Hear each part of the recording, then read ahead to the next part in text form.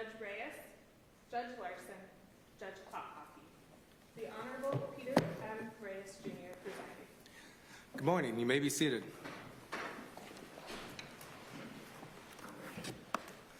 Welcome, everyone, to the Minnesota Court of Appeals.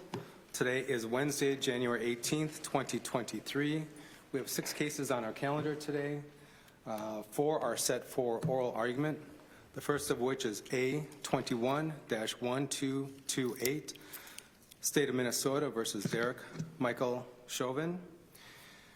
Counsel for appellant is seated to my left here. You will have 15 minutes for your initial arguments, and counsel for responding, you'll have 15 minutes for your arguments. Counsel for appellant, you will have 5 minutes after that for rebuttal if you so choose. We have the podium in the middle. There is a button on the lower part to lower and raise the podium, and you can also adjust the microphone. There is a timer there. Please be mindful of the amount of time that you have to stay within your time limits. We are allowing this to be live streamed and to be recorded. However, no other recordings are allowed, and we will be recording the audio version of this hearing as well. That will be available within a few days for counsel. Also, counsel, when you approach the podium, please state your name for the record and your party you're representing. Will any party be splitting any time with any other counsel at all? I'm sorry, Your Honor. What? Yes. Will counsel for either party be splitting time with anyone else? No, Your Honor. No, Your Honor. Okay. Thank you very much. With that, counsel for appellant, you may approach the podium and begin your arguments.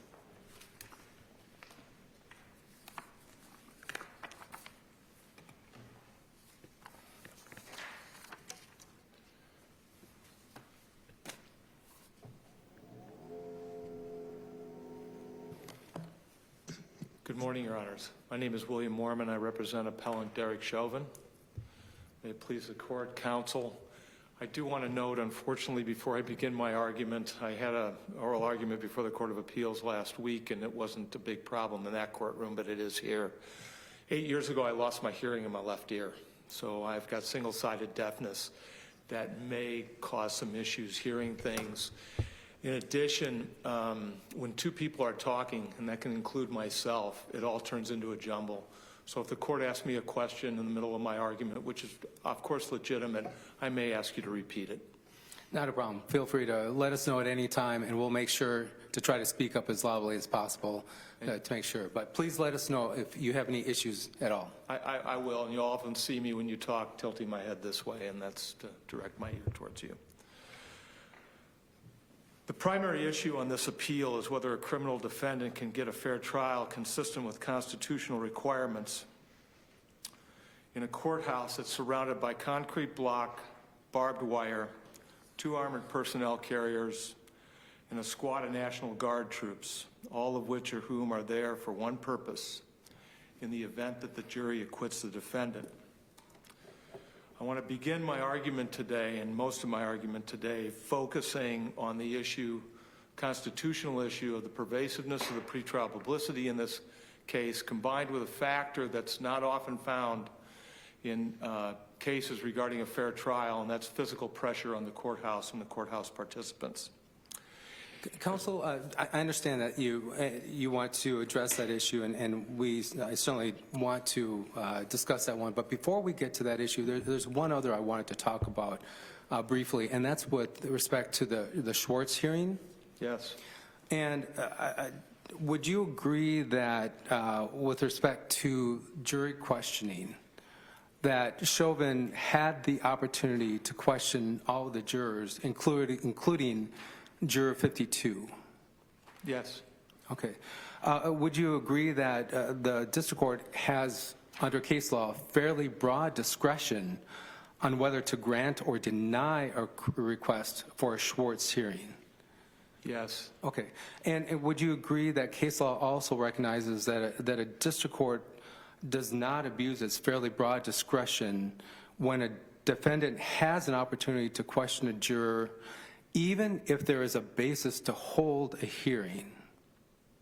That I don't agree with because of the Because in this case, the juror answered juror questionnaires falsely that were directly relevant to the issues in the case with ferreting out potential juror bias. But that's a fairly accurate paraphrase from the Stofflet case, that a district court does not abuse its broad discretion when a defendant has an opportunity to question a juror, even if there is a basis to hold a hearing. In other words, we give fairly broad discretion to the district court in terms of its decisions. That's true. I think there's an exception when you get a false question to a jury questionnaire. I mean, there were four items we pointed out in our brief. The most important one to me is the questionnaire asked whether or not the participants had attended any kind of rallies or protests related to police brutality, and juror 52 attended the rally in Washington. I don't think rally was the word that was used in that question for the juror. I think the question was protests. Yes. And even in Chauvin's briefing below, as well as the briefing to this court, it identified and referred to that as a march, the event in Washington as a march. And there were specific questions that were asked, but in terms of protests in Minneapolis, and he answered no, which was truthful. He didn't. That's correct. Yeah. But the question on protests, the broad question on protests did not include the word march. And even Chauvin appeared to acknowledge that that was a march. It wasn't a protest. I don't see in the context of this case the difference between those two items. Well, I think it is, your briefing seems to acknowledge that there is a difference because those two words were not used synonymously. So I don't see how that testimony is false. If I think in terms of a juror questionnaire, the juror questionnaire would get quite lengthy and wordy if you had to tease out every word like that. that's what voir dire is for, though, to be able to expand on the questionnaires and ask those probing questions. And case law is clear that the burden for asking those probing questions is on the defendant. I understand that. I still think in the context of this case, the juror was not forthright in answering that question, yes, and acknowledging that he had attended a rally, protest, march, whatever in Washington that was directly connected to this case.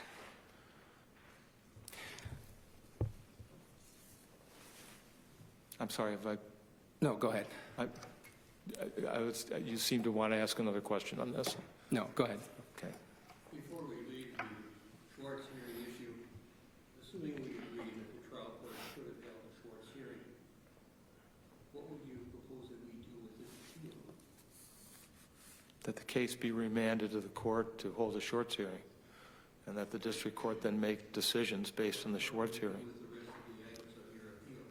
I'm sorry, Your Honor. How do we handle the rest of the items of your appeal then? We wait until there's a Schwartz hearing, or we decide those questions and then expect a Schwartz hearing? No, you can decide, you certainly can decide the change of venue issue without deciding the Schwartz hearing. I don't see the Schwartz hearing appeal as blocking this court from ruling on the change of venue issue at all. Have I responded to your question, Your Honor? That's not the only item you've raised on appeal. No, What do we do with the rest of the issues? The question is it appropriate that we then remand for a Schwartz hearing and continue this appeal, or decide the questions that we can and then order a Schwartz hearing? Clear what you're saying.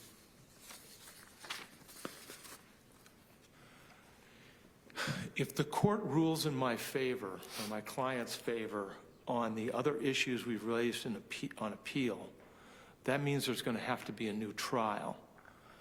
At that point, I don't think we need to have a Schwartz hearing, because the main remedy my client's looking for here is a new trial. But before you get to a new trial, you have to have a Schwartz hearing first, don't you? Not if you rule in my, I think Judge Klapiecki was asking me what happens with the other issues related to the Schwartz hearing.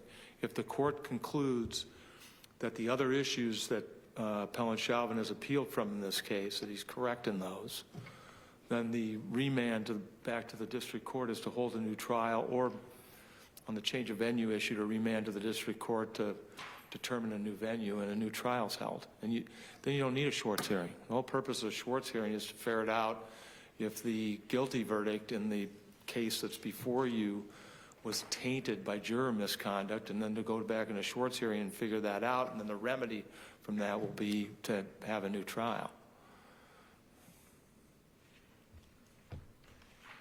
And for the Schwartz hearing, the only issue that was raised below, was the only issue with the Schwartz hearing raised below the March on Washington? No, there were four issues related to the juror questionnaire, including, as you cited, whether anybody attended a rally in Minneapolis, whether anyone had negative feelings about the Minneapolis Police Department, and the kind of a res gesti question at the end. Is there anything else that the court should be aware of?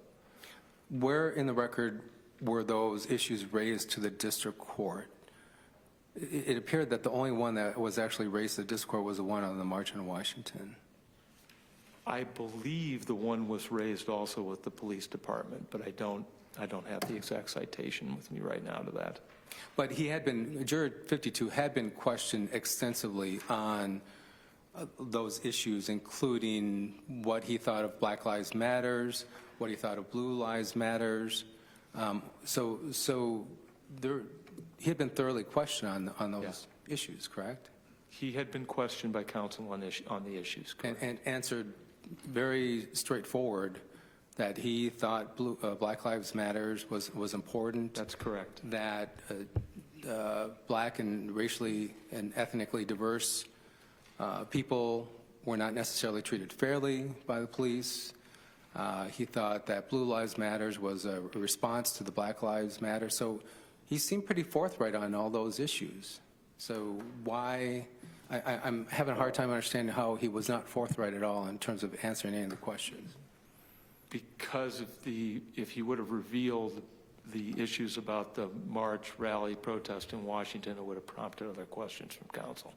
Which goes back to, isn't it counsel's duty to ferret out those questions and ask those probing questions? And what I would say, you're kind of identifying a chicken egg thing. And I think if jurors are not fully forthright in the juror questionnaire, then it's not possible for counsel to inquire into those areas in any depth. Which goes back to the standard of review that we have, which is very deferential. We're only an error-correcting court, and we give great deference to the district court's discretion, which here is very broad, to deny it even if there are reasons, if there is an opportunity by the defendant to ask those questions. Yes. Okay, thank you. So, I want to get back to obviously to the pretrial publicity and pressure on the courthouse issue.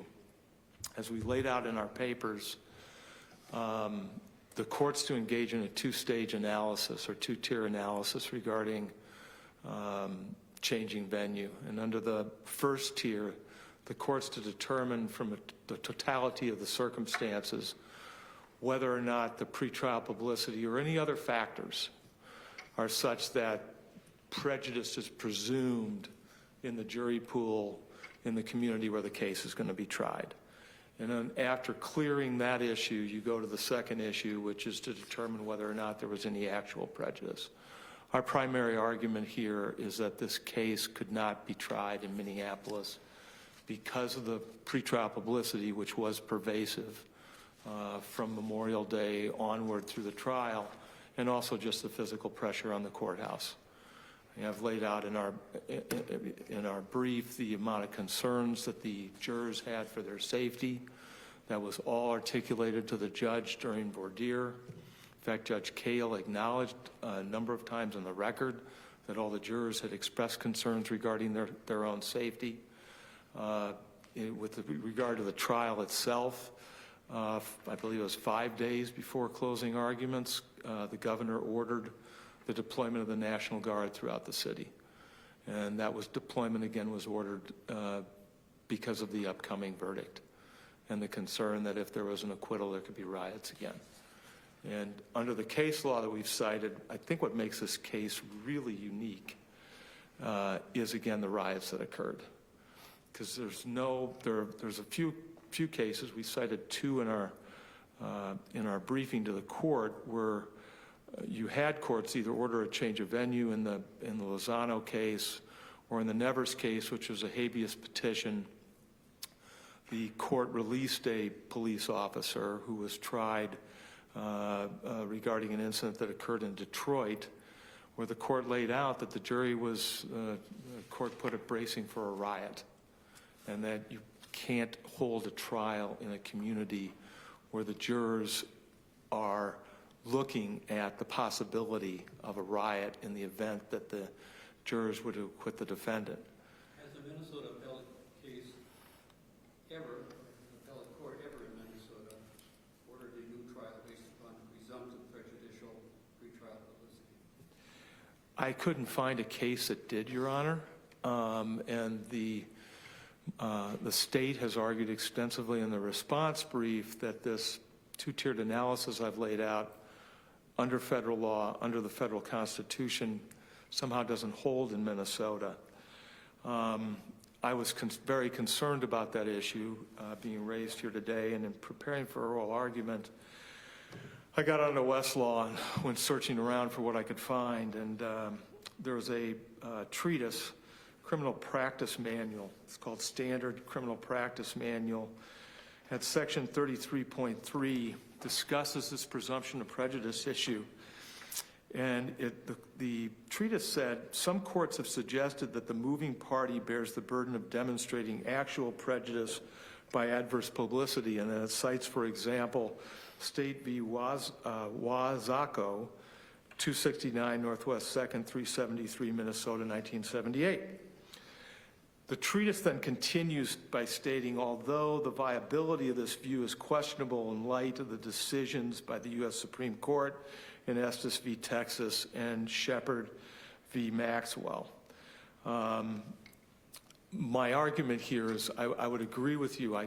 From looking at the Minnesota decisions, they seem to imply that even if you have this presumption of prejudice under the federal Constitution, that there's still a requirement to prove actual prejudice. And that's just contrary to the federal court decisions. Aren't those federal court decisions?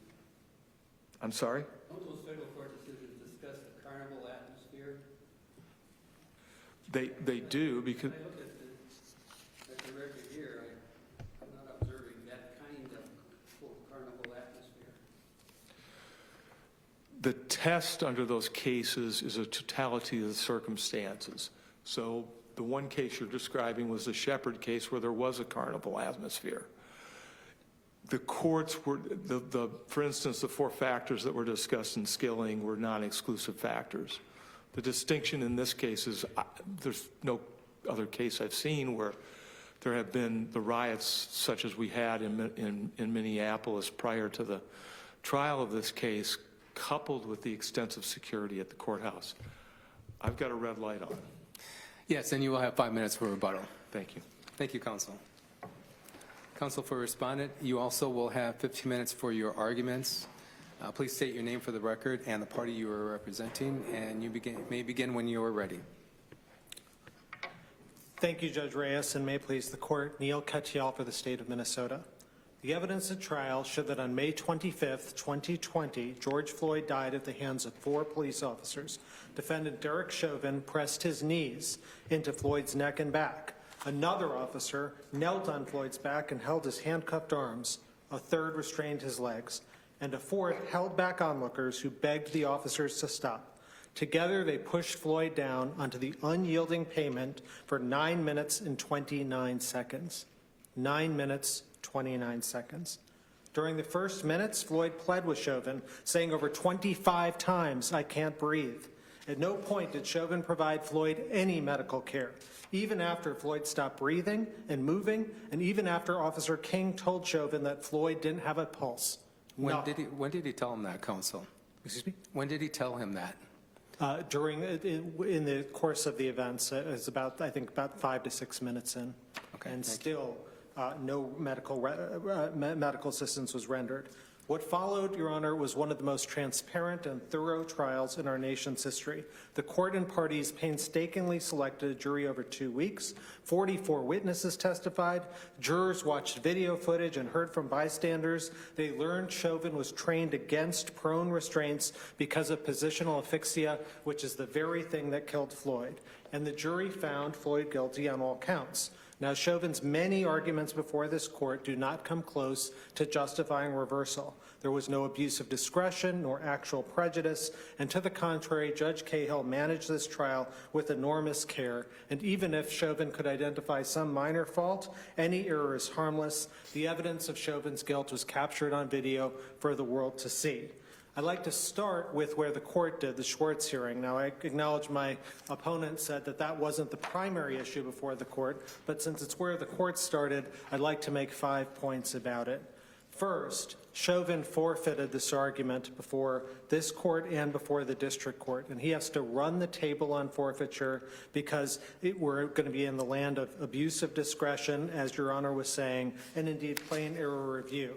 In the context of Schwartz hearings, he has a special obligation to raise this at the earliest opportunity, and as Judge Reyes, you pointed out, Chauvin had an opportunity to question Juror 52 during voir dire. Indeed, an extensive opportunity. The transcript reveals 35 pages of questions to Juror 52 during the voir dire, a very extensive process. And as Judge Reyes, you were saying, it's not as if Juror 52 was some sort of closeted Trojan horse that was, designed to, trying to hide his views. He was as forthright as possible, time and again, about his views that he had seen police brutality. He believed that the police department discriminated, and that he thought this was a historic case and wanted to be on it.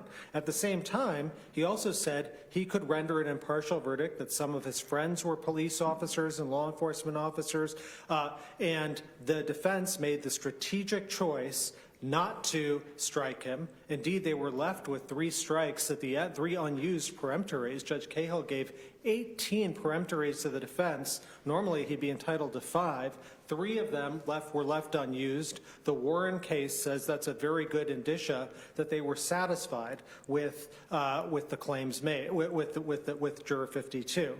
Now, my opponent says that he made many of these claims before the district court, but Judge Reyes, you're absolutely right. The claim that was made before the district court as to why Juror 52 lied was a claim about whether he had attended any protests in Minneapolis. And obviously, there's no evidence that he did, and that's why I think Judge Cahill denied the Schwartz hearing. So that's the first point.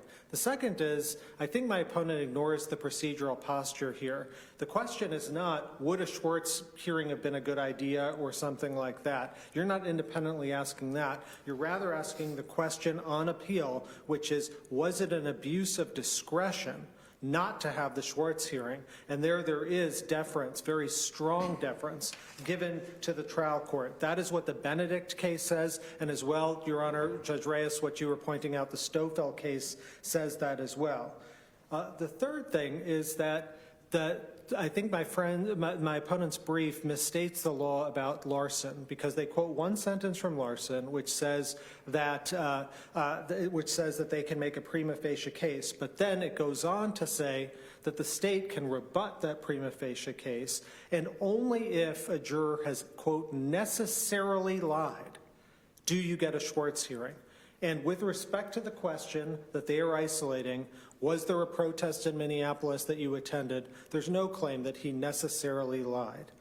And most, I think, the evidence shows an honest mistake. I mean, Juror 52 wasn't trying to hide the ball or anything like that. He was very clear about his views of police brutality and racism, as I said. And the standard for a Schwartz hearing is that he had to have necessarily lied, which I don't think they come close to doing. And it's also important to remember that Juror 52's own explanations in the media stories that they point to explain he didn't lie. The Juror 52 said, quote, "It was 100% not a march for Floyd, that it was the 57th anniversary of the MLK anniversary." He said he, quote, "did not attend the protest on behalf of George Floyd. When asked whether this could be interpreted as a protest related to Floyd, he said, not even close, not even close." And, Counsel, you would acknowledge, though, that there were people who were discussing, advocating, and speaking on the death of George Floyd and this particular case here, correct? Sure, Your Honor, absolutely, but I don't think that makes it a necessary lie. And I think the reason why that question is on the questionnaire, which is formulated with input from both sides, is because you're trying to ferret out someone's attitudes as a juror. Are you trying to see, do they have some sort of bias or predisposition to rule a certain way? And here, Juror 52 was as forthright as one could imagine. If you look at our brief at page 27, it recounts the statements made during the voir dire as well as in the questionnaire, all about how he thinks the police are abusive and so on. But what he also says, and he's asked 7 times about this, can you render an impartial verdict? And he says yes.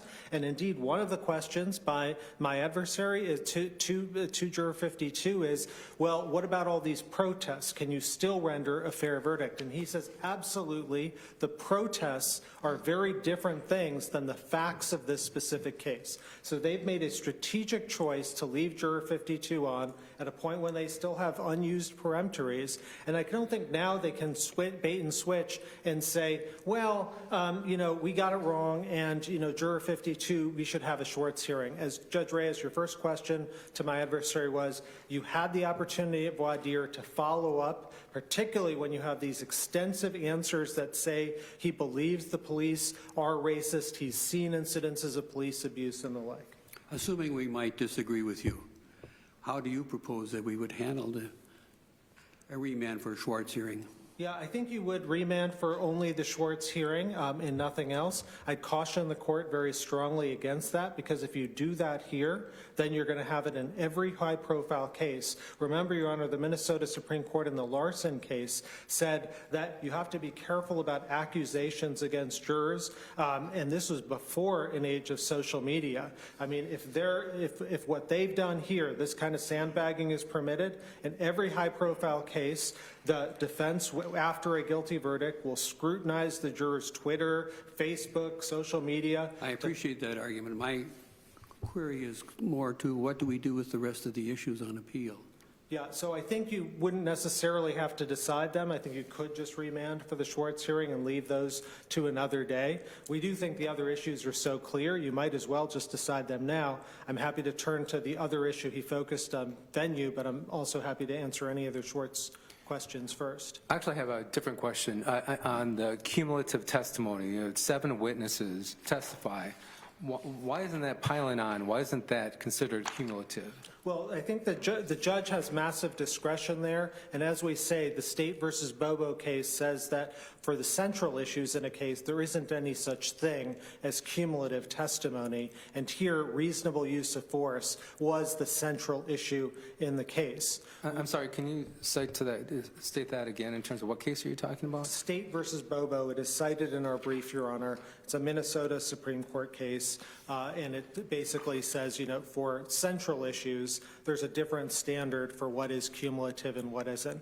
We also don't think that it would be reversible error under any circumstance, because cumulative just simply means that's more additional evidence. There's no case that says you would reverse or something because of the presentation of cumulative testimony. And that's particularly so here because each of the 7 witnesses testified from a different perspective. And remember, the defense was trying to pick off each of these witnesses, attacking them. They said, for example, Chief Arredondo was just a desk officer, an administrator. He hadn't been in the field. And they said, another witness was a national standards expert and wasn't relevant, even though this court's decision in Noor permitted it. So they were trying to attack each one of these, and that's why we as the state did present a comprehensive picture to the jury of this central issue in the case. Well, you also argued in your brief that you thought that any effect of it would be cumulative. Any cumulative effect would be harmless, and you cited the McDonald-Richards case, but I'm not sure I read that case the same way that you do. I don't think it analyzed whether evidence was objected to as cumulative, but whether the error was inadmissible as an inadmissible statement was harmless because it was cumulative of other evidence. That's a different standard than what we have here. We quite agree with that, Your Honor. I think our point is that Rule 403's prohibition on cumulative testimony, it's really about efficiency concerns, and there aren't cases that say that you reverse because of the presentation of cumulative evidence. And we'd also point out here that Judge Cahill was very solicitous of the concerns about cumulative testimony and indeed restricted our ability to use these witnesses because of that concern. So I think what Judge Cahill did was absolutely in the heartland of what trial court discretion is all about. You'd really have to find an abuse of discretion for the first time on cumulative testimony. And here, again, each of the witnesses testified for a distinct perspective and in a circumstance in which the defense was trying to pick off each of the different witnesses, saying that they weren't qualified or something like that. And so that's why we decided to present that full picture to the jury on that central issue. Counsel, appellant cites to a lot of the case law related to having too many expert witnesses. Could you clarify for me how many of these witnesses were called as expert witnesses and how many were called as fact witnesses? I believe that there were 7 witnesses called, and the one case that they cite, Deshay, I don't think comes close to saying what they are saying. That was about a gang witness that was testifying, and indeed at page 888, the court says that that expert testimony, quote, may add precision or depth to the jury's ability to reach conclusions about matters that are not within their experience. And indeed, the bottom line of Deshay is very much supportive of our position. If I could just say a few words about venue, because that is our argument that my friends wanted to start with.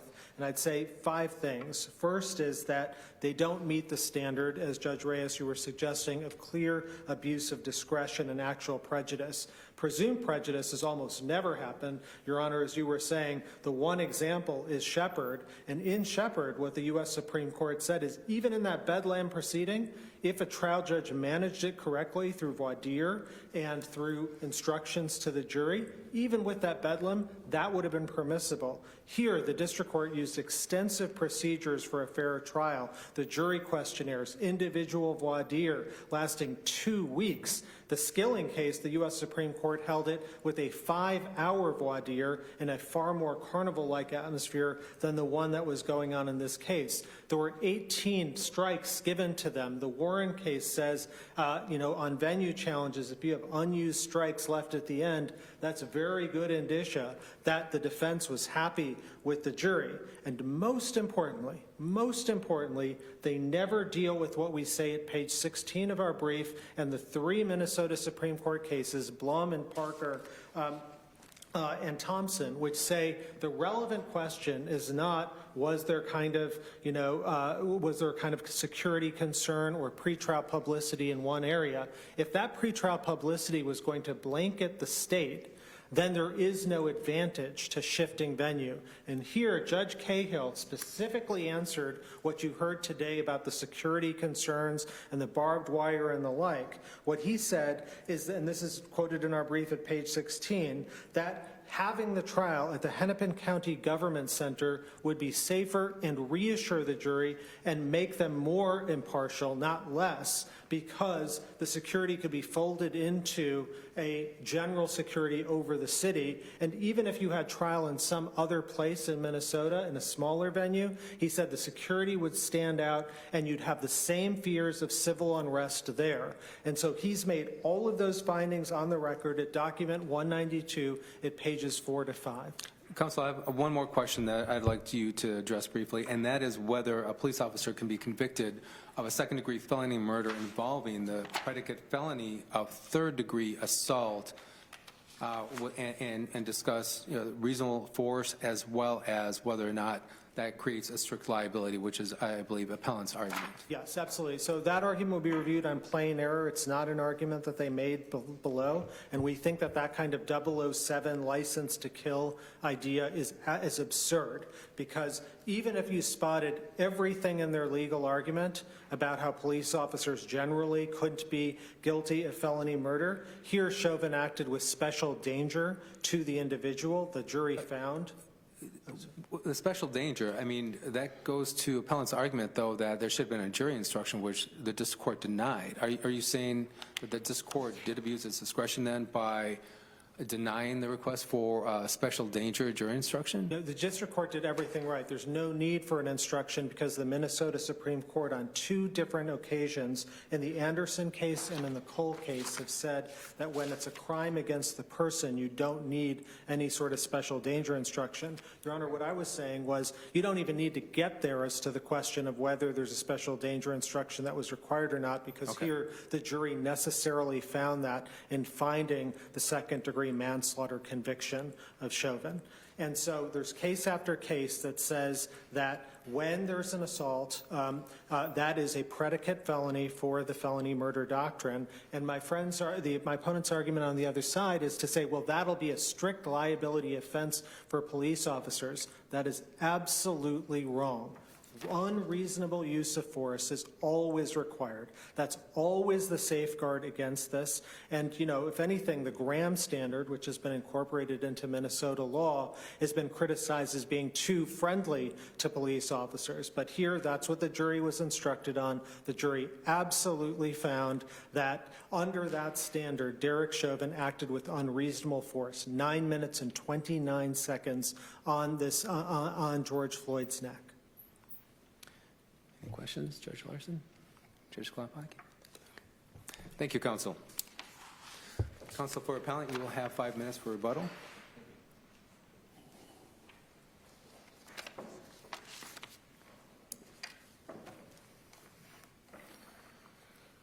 I want to start off the rebuttal by dealing with the second-degree murder charge. Nobody is suggesting that there's any 007 thing. The problem with using the felony murder rule under the second-degree murder statute is there's no intent. There's no intent instruction. Well, there's an intent instruction. There's a general intent instruction because you have the assault. That's a general intent offense. Fair enough. I'm sorry. The problem with a police officer, the intent instruction for assault, and I don't want to waste a lot of time on this, is the intent to touch. Minnesota Supreme Court has held it's not the intent to injure somebody. And the problem with a police officer when they are arresting somebody is they have to touch them. So you basically eliminate the intent. Right, but you still have the reasonable standard, and that's under the statutes as well. That's correct, but that's an objective standard. I mean, it's unusual to have a murder charge with no finding by or no instruction in the jury of any kind of subjective intent of the defendant. That's the argument we were making. Right. It is an objective standard, but I think what your argument, I understand your argument to be a strict liability, it creates a strict liability for police officers. Yes. But the Dorn case seems to undercut that argument, doesn't it? I disagree with that analysis because of the way the felony murder statute is set up in Minnesota on assault. As we've laid out in our papers, Minnesota is a minority of jurisdictions where assault, most states do not allow felony murder where the predicate felony is an assault. Right, right. And I understand that argument, but we're an error-correcting court. If that is going to change, that has to be changed by the Minnesota Supreme Court or the legislature. That's not for us to change that. And I made that clear in my brief. Okay. I said that in my brief. I just don't want to get up to the Minnesota Supreme Court and say, why didn't you raise this below? You waived it. Fair enough. I made it clear in my brief that you're bound by that precedent. Okay. Fair enough, counsel. I want to get back to the venue issue. I want to make a couple of points with it regarding to the presumption of prejudice. Number one, it's not subject to any kind of abuse of discretion standard. That is a de novo review. I spent quite a bit of time reading the Skilling case, and one of the things I've done in my career, which may sound a little bit odd, at times I've used statements by the dissents in cases because the dissent sometimes will more accurately or concisely convey what the majority did. So in the Skilling case, Justice Sotomayor wrote the dissent. She made very clear in the dissent that there's this presumption of prejudice standard that you have to go through first. But one of the quotes I wanted to cite from her dissent was, she stated, as I cited earlier, the Estes and Shepard cases. This is the quote from the case. Estes and Shepard thus applied Rideau's, another Supreme Court case, insight that in particularly extreme circumstances, even the most rigorous voir dire cannot suffice to dispel the reasonable likelihood of jury bias. That analysis shows that this has to be a de novo standard.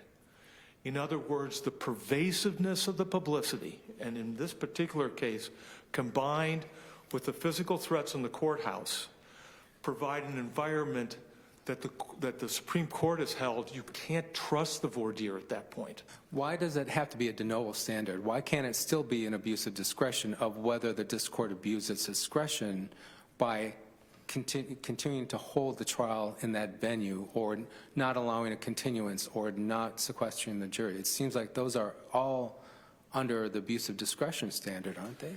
Typically, abuse of discretion applies when a trial judge is evaluating some kind of testimony and weighing. Well, it's more than that. It's also for evidentiary hearings, issues, as well as basically trial management. Correct. I understand that. And a motion to transfer venue, sorry. I'm sorry, we were both talking. Yeah. Go ahead. Yeah. Go ahead. And a motion to transfer venue, that's up to the discretion of the district court as to whether or not to grant that motion. Not under the first tier that I laid out. I'm getting really short on time. One factor I want... That's okay. And just to let you know, if you need a little bit more time to answer this question, that's fine. Thank you. I'm sorry, do I have a question pending? Yeah, here's my I see where you're coming from, but I think isn't the overarching standard of review abuse of discretion, but a district court can abuse its discretion if it applies the law erroneously. So I see your argument in terms of whether or not the district court appropriately applied the law, but isn't that under the abuse of discretion standard? No, it's de novo. And the reason I laid out the quote from the Skilling case was the trial court's judge's analysis of voir dire is subject to abuse of discretion because the judge is watching the jurors and the like. As Justice Sotomayor laid out in the dissent, coming from the majority opinion, the Rideau case, there are some cases that are so extreme that even rigorous voir dire is not going to overcome a juror's bias. That to me reflects the fact that it has to be a de novo standard because the jury voir dire doesn't matter. Before I end, the one last thing I wanted to say, and I wanted to say this at the beginning, the other problem with this case that makes it very unique is Mr. Keitel laid out that no matter where this case got moved, it wouldn't matter because people would know about it and the like. The difference here is the jurors that sat on this jury had a stake in the outcome of the case because they lived here where the riots occurred. If this case gets moved out state, the likelihood of having riots in the community where the jurors are living, I believe, will be at zero. Thank you. Judge Larson, Judge Klopek, any other questions? We ran a little bit over, but I want to make sure that you had the opportunity to answer the question fully. So thank you very much. Thank you, Your Honor. Counsel for both parties, thank you very much for the briefing. It was very extensive, very thorough, and we appreciate that. Oral arguments were excellent. We will be issuing our opinion within the 90-day statutory time frame. Thank you all. Take care and stay safe.